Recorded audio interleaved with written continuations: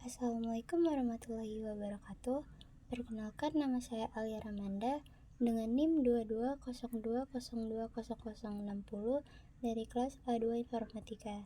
Di sini saya akan menjelaskan materi mengenai analisis sentimen dasar. Apa itu analisis sentimen? Analisis sentimen adalah proses mengidentifikasi dan mengkategorikan opini yang diungkapkan dalam suatu teks.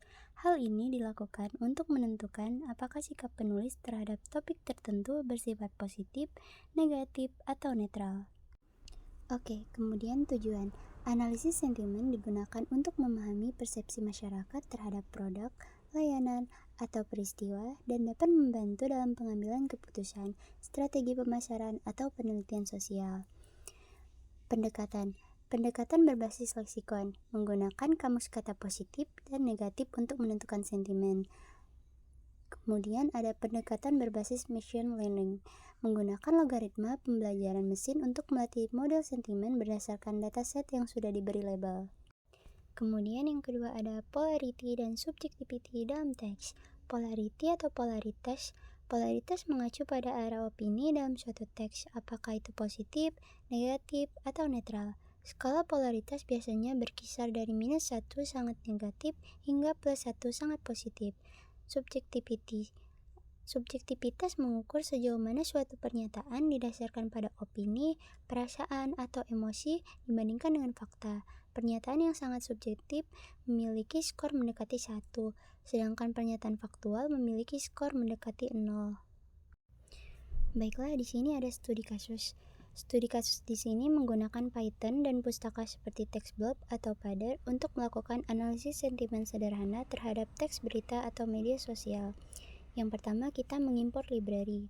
TextBlob di sini adalah perpustakaan Python untuk pengolahan teks alami. Di sini digunakan untuk menghitung sentimen dari sebuah teks. Pandas digunakan untuk memanipulasi data dalam bentuk data frame, struktur data seperti tabel yang terdiri dari baris dan kolom. Yang kedua, kita membuat dataset.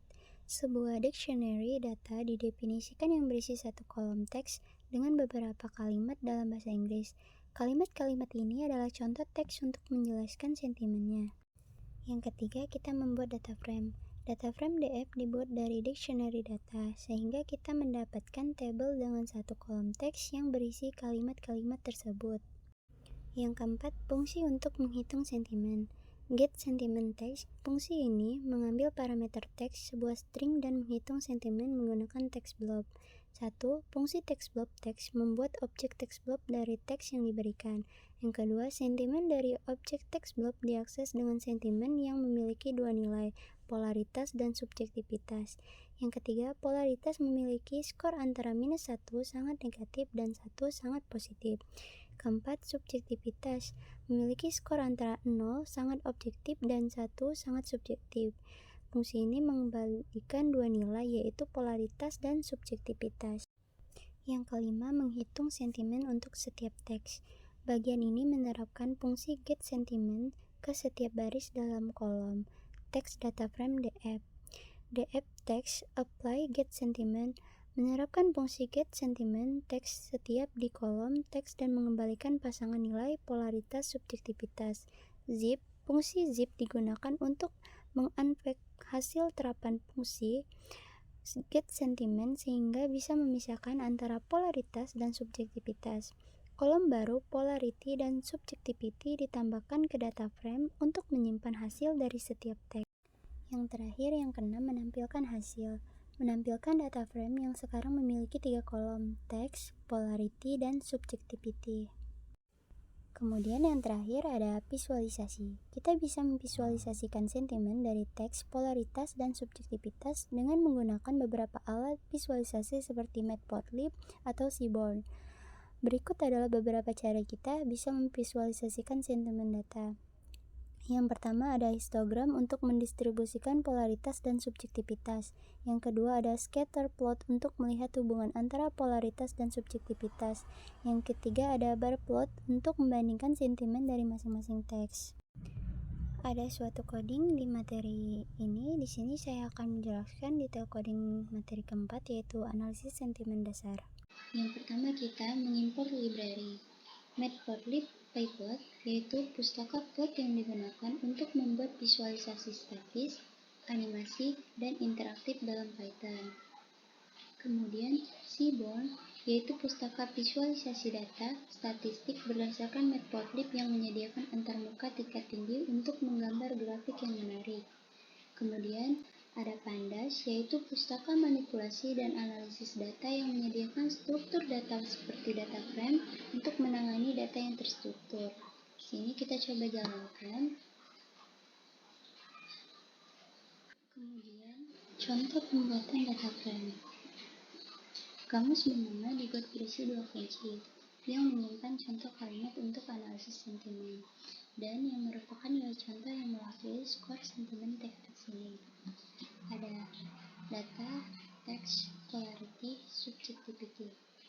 Di sini kita coba jalankan. Selanjutnya, membuat data frame.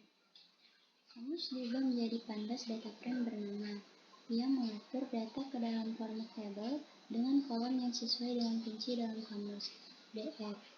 Di sini kita coba jalankan. Selanjutnya, mengatur gaya untuk visualisasi.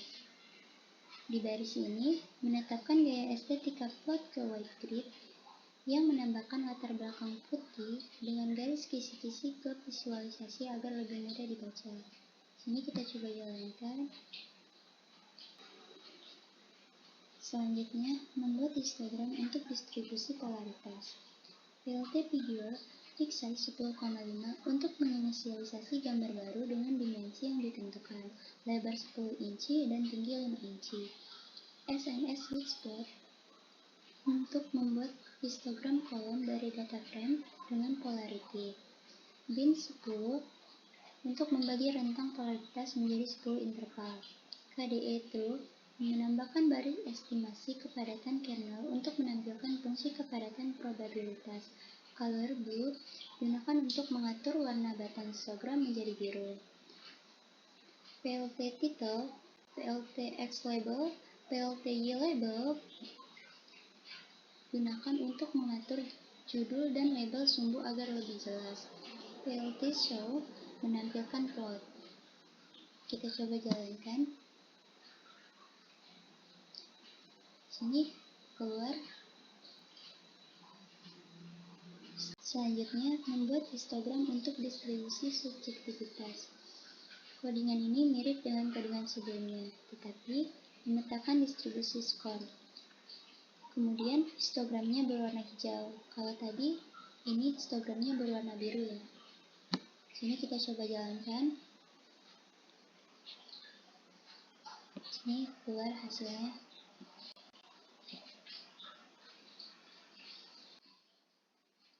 Selanjutnya, membuat scatter plot untuk polaritas versus subjektivitas. Di bagian ini, membuat diagram sebaran untuk memvisualisasikan hubungan antara polaritas dan subjektivitas. X polaritas di subjektivitas fungsinya untuk menentukan kolom mana yang akan digunakan untuk sumbu X dan sumbu Y. Y polarities fungsinya mewarnai titik berdasarkan nilai polaritasnya menggunakan gradien dari warna dingin ke hangat, yaitu dari biru ke merah. X100 fungsinya untuk mengatur ukuran setiap titik pada diagram sebar. Kita coba jalankan. Sini keluar hasilnya. Dan yang terakhir, membuat plot batang untuk polaritas setiap teks. Di kodingan ini menghasilkan grafik batang yang menunjukkan skor polaritas untuk setiap entry teks.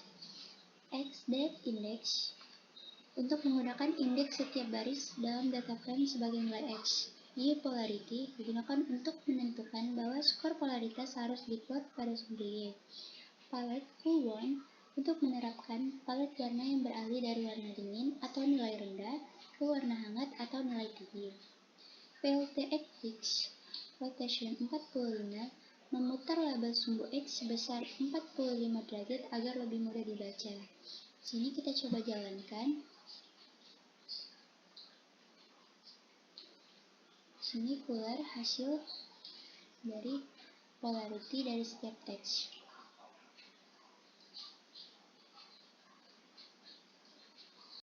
Kesimpulan, kode ini secara efektif menunjukkan cara memvisualisasikan hasil analisis sentimen menggunakan histogram, diagram sebar, dan diagram batang.